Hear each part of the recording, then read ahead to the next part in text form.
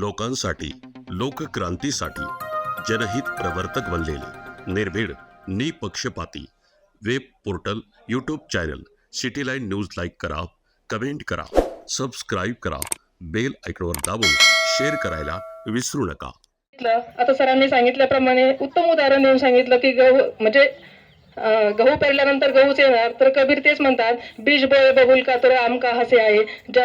या उक्तीचे मी तुम्हाला सांगते की एक राजा असतो आणि तो राजा त्याला 4 राण्या असतात.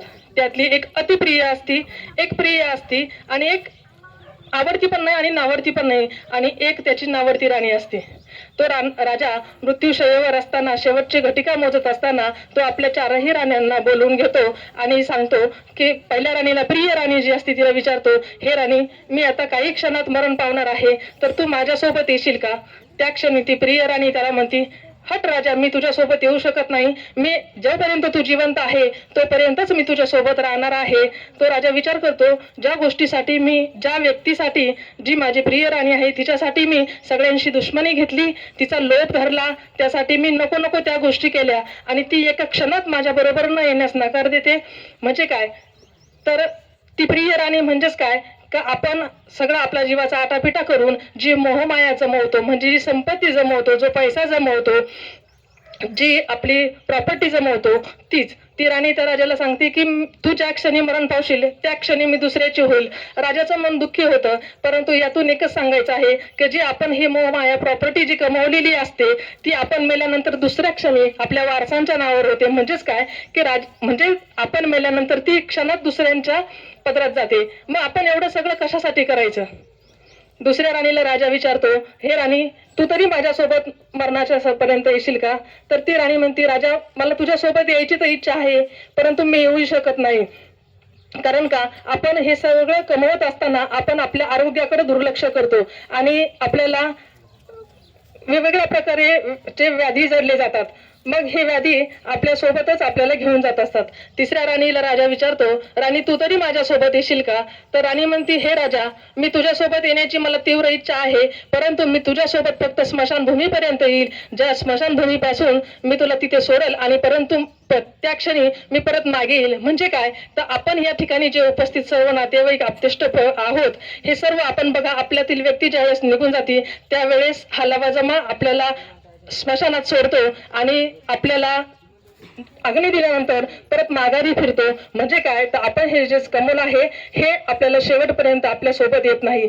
चौथी जी नावडती राणी असती त्या राणीला राजा विचारतो, राणी, या 3ही राण्यांनी माझ्यासोबत यायला नकार दिलेला आहे, आता तू तरी माझ्यासोबत येशील का? त्या क्षणी ती राणी काय म्हणते, हो राजा, तू आजपर्यंत मला नावडती म्हणून जपलंय, परंतु मी तुझ्यासोबत तुझ्या शेवटपर्यंत येणार आहे, तुझ्या मरणाच्या शरणापर्यंत येणार आहे. आणि ती राणी म्हणजेच कोण? तर आपण कमवलेलं कर्म. मग ते कर्म कुशल असेल किंवा अकुशल असेल, कर्म सिद्धांत जो तथागतांनी आपल्याला सांगितलेला आहे की आपण आपल्या जीवनामध्ये जे कर्म करणार आहोत त्याचं फळ आपल्याला मिळणार आहे. आपण जर कुशल कर्म केलं तर आपल्याला चांगलं फळ मिळणार आहे. आपण जर पुण्य केलं तर आपल्याला चांगल्या गोष्टी मिळणार आहे. आता पुण्य म्हणजे काय? तर देवाला जाऊन कुठला नवस करून किंवा नारळ वगैरे फोडून हे करणं नव्हे, तर आपल्या वाणीतून, आपल्या आचरणातून, आपल्या वक्तव्यातून, आपल्या दैनंदिन जीवनामध्ये कुणाचं मन दुखवलं जाऊ नये, आपल्या वाणीने कुणाला वाईट वाटू नये, असं आचरण करणे, आपल्याकडून कुणाला त्रास होऊ नये, हे जपणं म्हणजे आपण पुण्य करणे होय. आणि पाप म्हणजेच काय? तर यातून, आपल्या या वागण्यातून एखाद्याला त्रास होईल असं घडेल म्हणजेच आपल्या हातून पाप होईल असं होय. आपण बघा म्हणतो की कर्माची फळं आपण नंतर पहिलं व्हायचं की आजा करेल आणि नातू फेडेल. आता तसं नाही. आता या क्षणी आपण, तुकाराम महाराज म्हणतात, याचे देही याचे डोळा, पाहू आपल्या मुक्तीचा सोहळा. म्हणजे काय? तर आपण जे कर्म केले, चांगले केले किंवा वाईट केले, तर त्याची प्रचिती आपल्याला आपल्याच जीवनात मिळणार आहे. त्यामुळे आपण आपलं जीवन जगत असताना हे जे तथागतांनी आपल्याला जे सिद्धांत सांगितलेले आहे ते आपण आचरणात आणायचे आहेत. दादांच्या जाण्याने जे गायकवाड परिवारावर दुःखाचा डोंगर पसरलेला आहे, जी दुःखाची पोकळी निर्माण झालेली आहे, ते 1 वर्षही झालं तरीही अजून भरून न निघण्यासारखी आहे. कारण एका पत्नीने आपला पती गमावला आहे, मुलांनी आपले पिता गमावलेले आहे आणि एका पित्याचं छत्रछाया आपल्या डोक्यावर उडून गेल्यानंतर काय अवस्था असते हे एक आता सगळ्यांनीच म्हणजे ज्यांचे वडील नाही त्यांनी अनुभवलेलं आहे. कारण तो वडील हे एकमेव अशी व्यक्ती आहे का आपण बघा, आई आणि वडील, आईने आपल्याला जन्म दिलेला असतो, आई आपल्या संध्याकाळच्या भाकरीची सोय करत असते आणि वडील असे असतात की ते आपल्या आयुष्यभराच्या भाकरीची सोय करत असतात. जे जग आपण पाहिलं नाही, आई आपल्याला कडेवर उचलून घेते. कारण आईला वाटतं आपण जे बघितलंय ते आपल्या मुलानेही त्याच उंचीने बघावं. परंतु आपले वडील बघा, आपण आपल्या वडिलांसोबत चालल्यानंतर आपले वडील आपल्याला खांद्यावर उचलून घेतात. कारण ह्या एकमेव व्यक्तीची अशी इच्छा असते की जे जग मी पाहिलं नाही ते माझ्या मुलांनी पाहावं, त्याच्यासाठी त्यांची उंची वाढावी. आणि ही उंची वाढवण्यासाठी ते अहोरात्र कष्ट करत असतात. स्वतः दगड बनतात, चिखल उचलतात, लेकरांना त्यांची उंची वाढवण्यासाठी, म्हणजेच काय तर उच्च शिक्षण देण्यासाठी, त्यांना उत्तम सुसंस्कारी व्यक्ती बनवण्यासाठी, नागरिक बनवण्यासाठी अहोरात्र कष्ट करत राहतात. आईची माया मुळमुळ रडते. मीही आई आहे. आईची माया मुळमुळ रडून आपण दाखवू शकतो. परंतु वडील असे असतात की ते अंधारात रडतात आणि त्यांचं दुःख समाजाला दिसत नाही. आणि म्हणूनच मुलांच्या नजरेत, मुलीच्या नजरेत वडील हे कठोर असतात. परंतु वडील हे कठोर नसतात. तर वडील म्हणजे हे फणस, वडील म्हणजे हे नारळ असतं आणि ते आतून रसाळ, मधाळ आणि गोड चवीचं असतं. मी दादांना माझ्या अहमदनगर जिल्हा पोलीस दलाच्या वतीने, माझ्या गायकवाड परिवाराच्या वतीने शब्दरूपी श्रद्धांजली, आदररूपी आदरांजली अर्पण करते आणि माझ्या वाणीला पूर्णविराम देते. जय भीम, नमो बुद्धाय, जय संविधान. थँक्यू. आणखी या ठिकाणी उपस्थित कुणाला आपलं मनोगत बसले सर, बोला ना थोडं. या अजून महिलांमध्ये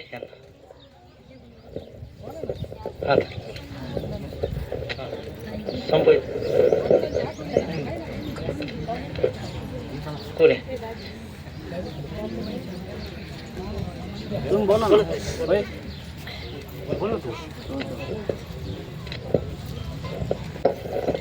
या ठिकाणी आमचे दाजी बौद्ध महासभेचे राहता तालुका सरचिटणीस आदरणीय रमेश जाधव यांना विनंती करतो की भावपूर्ण श्रद्धांजली व्हावी.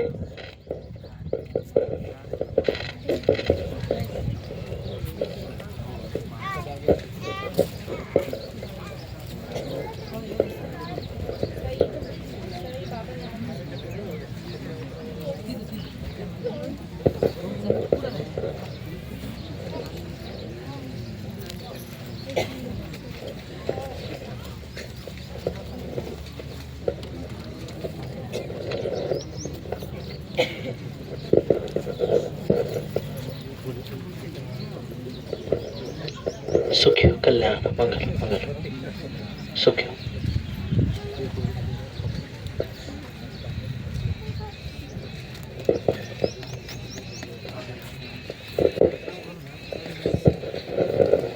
विश्वाला शांतीचा संदेश देणारे तथागत भगवान गौतम बुद्ध, परमपूज्य बोधिसत्व डॉक्टर बाबासाहेब आंबेडकर यांच्या प्रतिमांना प्रथमतः तेवढा अभिवादन. आज या ठिकाणी जो बौद्ध संस्कार विधीप्रमाणे या ठिकाणी विधी केलेला आहे, असे आदरणीय भंतेजी यांच्याही चाललेला दंड करण्यास या ठिकाणी प्रथमतः पंचांग प्रणाम करतो. आज ज्यांचा स्मरण दिवस आहे असे आमचे सासरे कालकथित सर्जेराव दयानंद गायकवाड मामा यांना जाऊन आपल्याला आज 1 वर्ष पूर्ण झालेले आहेत. आपण व्यक्ती गेल्यानंतर आपल्याला 8 दिवस जास्त दुःख होतं, त्यानंतर महिनाभर होतं. आता 1 वर्ष पूर्ण झालं, दुःख थोडं थोडं कमी होत राहतं, परंतु आपल्याला लक्षात राहत होत्या त्यांच्या आठवणी. म्हणून आपण आज या ठिकाणी हा स्मरण दिवस हा साजरा करत असतो.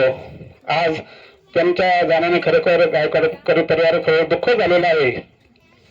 या दुःखातून ते सावरण्याचा प्रयत्नच करत आहेत. या ठिकाणी अनेक वक्ते, आमचे धम्म बांधव अतिशय छान यांनी या ठिकाणी मार्गदर्शन केलेलं आहे.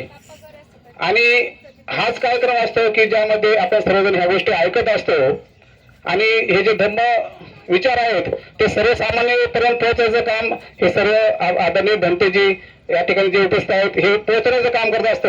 आपणास आज थोडंसं हे विचार ऐकायला थोडे जड जातील, परंतु यातून ही जी पुढची पिढी आहे हे यातून हे संस्कार शिकणार आहात. आज आपण या ठिकाणी बघितलेलं आहे की ताईने या ठिकाणी सांगितलं का वडील गेल्यानंतर मुलांना दुःख होतं, पत्नीला दुःख होतं, मुलींना दुःख होतं.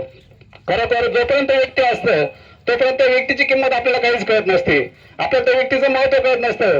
या जगामध्ये आपल्याला ज्यांनी हे विश्व दाखवलं असे आई वडील हे जर या ठिकाणी ज्यांना आईवडील नाही त्यांना त्याची ती किंमत कळते, परंतु ज्यांना आहे त्यांना त्यावेळेस त्या माणसाचं त्या व्यक्तीचं जे महत्व असतं ते कळत नसतं. याचं अनेक त्या ठिकाणी बोललेलं आहे, हे खूप झालेलं आहे. परंतु एक छोटंसं उदाहरण सांगतो की वडील सगळ्यात महत्वाचं वडिलांचं भूमिका म्हणजे जी असती की ती प्रत्येकाला असं सांगितलं असतं की वडील म्हणजे एक रागीट स्वभाव.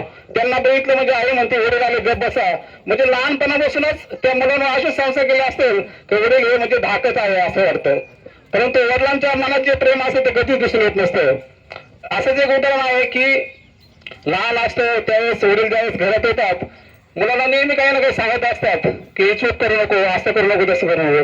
तसाच एक मुलगा असतो, तो लहानपणी जेव्हा तो येतो तर त्याला शेजारी एक सायकल पडलेली असते. ती सायकल वडील त्याला म्हणतात की सायकल उचल, परंतु ही सायकल आपली नाही दुसऱ्याची नाही, मी का उचलू.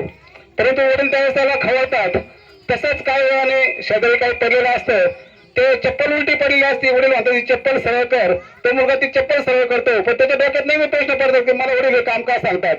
त्याला वडिलांचा राग येत असतोच. त्याचप्रमाणे घरात आला की वडिलांना म्हणतो की आता नवीन चित्रपट लागला, मला तो पाहायला जायचा आहे. वडील म्हणतात कालांतराने ते टीव्हीवर येणार आहे, तू टीव्हीवरच बघ. म्हणजे प्रत्येक गोष्टीला वडील धाक दाखवत असतात, पैसे देत नसतात, त्यामागे वडिलांचा काहीतरी उद्देश असतो. असं करता करता मुलगा नेहमी डोक्यात ठेवतो का आपले वडील आपल्याला नेहमी दाखवतच असतात, आपल्याला काही व्यवस्थित असं वागणूक करून देत नाही, मन मोकळं आपल्याला खेळू देत नाही, आपल्याला दाबदडो करत असतात.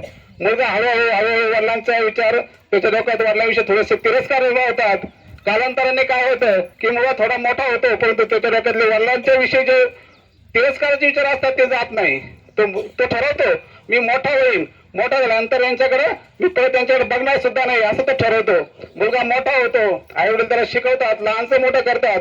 तो मुलगा जातो, कालांतराने इंजिनिअरिंगचं शिक्षण घेतो आणि इंटरव्ह्यू देण्यासाठी एका अपार्टमेंट मध्ये जातो. अपार्टमेंट असतं 3ऱ्या मजल्यावर असतं, त्या ठिकाणी त्याची इंटरव्ह्यू असते. मुलगा ज्यावेळेस रस्त्याने जातो त्यावेळेस तो बघतो की रस्त्याने चालता दिसतं की त्या जी ठिकाणी सायकल लावायचे स्टँड असतं त्या ठिकाणी सायकल पडलेली असती. तो उचलतो, ती सायकल व्यवस्थित लावून ठेवतो. पुढे जातो, एक कुंडी असती, ती कुंडी पडलेली असती, तर झाड असतं छोटंसं, ते पण तो मुलगा व्यवस्थित करून ठेवतो. थोडं पुढे जातो, त्याला असं चपला असतात, तिथे इंटरव्ह्यू मुलं आले असतात, ते उलटा पडलेले असतात, तो ती चप्पल व्यवस्थित करतो. असं करता करता तो वर जातो, ज्या ठिकाणी इंटरव्ह्यू असते त्या ठिकाणी जाऊन बसतो. अनेक मुलं त्या ठिकाणी असतात, याला थोडासा घाम आलेला असतो. त्या ठिकाणी बघतो तो की बरेच मुलं आहेत, आपला नंबर लिहिते. त्या ठिकाणी बरेचसे मुलं पुढे गेल्यानंतर त्याला जाणवतं की वरती फॅन आहे. त्याला ते वडिलांनी सांगितलेलं आठवत असतं की फॅन चालू आहे तर बंद कर बा, लाईट बिल जास्त येतं म्हणून. त्याला इथं फॅन बंद करतो. त्या खोलीमध्ये त्याला लाईट चालू दिसतात, तो लाईट बंद करतो. असं करता करता सर्वांची मुलांची इंटरव्ह्यू येते आणि त्या ठिकाणी तो मुलगा शेवटचा असतो. त्यानंतर त्याला आतमध्ये बोललं जातं. त्या आतमध्ये गेल्यानंतर त्याला ते जे इंटरव्ह्यू घेणार असतात ते म्हणतात ते इंटरव्ह्यू घेण्यासाठी तयार आहेस का. हा त्या ठिकाणी डोळे झाकतो. याच्या डोक्यात वडिलांविषयी तो राग असतो. मग तो म्हणतो की मी जर ह्या इंटरव्ह्यू मध्ये पास झालो तर देवाला मी 1 किलो पेढे वाटेल मध्ये. कारण की त्याला त्या ठिकाणी वडिलांचा थोडासा राग आलेला असतो. त्या वडिलांपासून त्याला बाजूला जायचं असतं. तो डोळे झाकतो, परत म्हणतो 1 किलो नाही मी 2 किलो पेढे वाटेल, पण मला या इंटरव्ह्यू मध्ये पास करा, मला नोकरी मिळू दे. ज्यावेळेस तो त्या समोर इंटरव्ह्यू घेणारा असतो ते त्याला विचारतात की तू आता तयार आहेत का. तो म्हणतो हो तयार आहेत. तर त्याला कुठलाही प्रश्न न विचारता त्या ठिकाणी डायरेक्ट त्याच्या हातामध्ये ऑर्डर देतात की तू इंटरव्ह्यू मध्ये पास झाला आणि तुला नोकरीची ही ऑर्डर घे म्हणून. तर तो मुलगा त्यांना विचारतो की म्हणे तर मी कुठलाही मला प्रश्न विचारले मला ऑर्डर का देतात. तर म्हणे की आम्ही ह्या संपूर्ण जागेमध्ये सीसी कॅमेरे लावलेले आहेत आणि त्या सीसी कॅमेऱ्यामध्ये आम्हाला असं दिसलं की तो येताना पहिल्यांदा सायकल उचलली, त्यानंतर आल्यानंतर पुढे कुंडी उचलली, त्यानंतर चप्पल सरळ केली, या ठिकाणी लाईट बचत केली. आम्हाला असा मुलगा नको की जे आमच्या कंपनीला पुढे येईल, आम्हाला असा मुलगा पाहिजे का ती कंपनी तो स्वतः आपली समजेल, जेव्हा कंपनीचा तो फायदा करेल. मग त्या मुलाला थोडं लक्ष देतं काय हे आपल्याला आपल्या वडिलांनी संस्कार केलेले आहेत. तर ते इंटरव्ह्यू घेणारा तो म्हणतो की तुला जे मी संस्कार केले ते असे आईबाप जे आहेत त्यांचं पहिल्यांदा तू त्या ठिकाणी दर्शन घे का त्यांनी तुला असं चांगलं घडवून तुझ्यावर चांगले संस्कार केलेत. मुलगा घरी जातो, प्रथमतः आई समोर असते, आई भेटते, मुलाला विचारतं काय झालं. तर त्या ठिकाणी मुलं म्हणतो आई मी इंटरव्ह्यू मध्ये पास झालो आणि मला नोकरी लागली. आई म्हणते जा आणि देवाचे आशीर्वाद घे. मुलगा आतमध्ये जातो, परंतु आतमध्ये त्याला प्रथमतः कोण दिसतं तर वडील दिसतात. त्या ठिकाणी वडील पेपर वाचत असतात. मुलगा जातो आणि डायरेक्ट वडिलांच्या पायाजवळ जर बसतो आणि त्या ठिकाणी वडिलांचं प्रसंग दर्शन घेतो. त्याच्या डोळ्यातले आसू ते वडिलांच्या पायावर पडतात. वडील ते बघतात, त्याला जवळ घेतात, उठतात. मुलगा बापांना आलिंगन देतो की मला ह्या बापामुळे नोकरी लागलेली आहे. ज्यावेळेस आलिंगन देतो त्यावेळेस वडिलांना काय वाटलं असेल? वडिलांना वाटलं नाही की माझ्या मुलाला नोकरी भेटली म्हणून हा माझं दर्शन घेतलं. वडिलांना वाटलं की याला नोकरी भेटली नाही म्हणून डोळ्यात पाणी आलं. वडील त्याला म्हणतात, अरे उठ, एक इंटरव्ह्यू मध्ये नापास काय झाला म्हणून काय झालं? जोपर्यंत मी जीवात आहे तोपर्यंत तुला कसली भीती नाही. मी तुला लहानचं मोठं कसं केलं, त्यानंतर आता सुद्धा सांभाळेल. मी एवढं काही पै करून गोळा करून ठेवलेलं आहे की तू नोकरी जरी नाही केली तर त्यासाठी मी तू एखादा व्यवसाय टाकून मोठा होशील, त्याच्यामुळे टेन्शन घेऊ नको. त्यावेळेस वडील त्याला म्हणतात की मुलगा म्हणतो की दादा मला नोकरी मिळाली आहे ती केवळ माझ्या गुणावर माझ्या मार्गावर नाही तर तुम्ही केलेल्या संस्कारावर मला नोकरी मिळाली आहे. सांगायचं तात्पर्य एवढंच आहे की आई वडील हे मुलावर चांगले संस्कार तर असतात. जोपर्यंत आहे तोपर्यंत त्यांचं मोठं कळत नाही. आपल्याला ते खवळतात, रागवतात, पण त्याला त्यांचा उद्देश असतो आपण मोठं व्हावं, आपलं चांगलं घडावं हे त्यांच्या नाव द्यायचं असतं. आणि तेच काम या ठिकाणी आमचे सर्जेराव मामा ज्यावेळेस हयात होते त्यावेळेस त्यांनी या ठिकाणी आल्यानंतर प्रत्येकावर आदराने बोलायचे, प्रेमाने बोलायचे, मुलांना जीव लावायचे, सुनांना जीव लावायचे, सरांबरोबर प्रेमाने वागायचे. असे प्रेमळ मामा आपल्याला सोडून 1 वर्ष पूर्ण झालं. त्यांना आमच्या जाधव कुटुंबाच्या वतीने या ठिकाणी भावपूर्ण श्रद्धांजली वाहतो. आज या ठिकाणी आदरणीय बंटूजी यांचं खरं या ठिकाणी मी त्यांचं धम्मदेशन ऐकण्यासाठी या ठिकाणी बसलो होतो म्हणून पुढे आलो नाही, परंतु आज या ठिकाणी बोलल्याशिवाय राहिलं नाही. थोडासा वेळ घेतल्याबद्दल त्याबद्दल क्षमा असावी. पुन्हा एकदा या ठिकाणी मी पंचांबरण करतो आणि पुढील कार्यास तुम्ही कार्यक्रम करा असं विनंती करतो. आणखी कोणाला बोलायचं?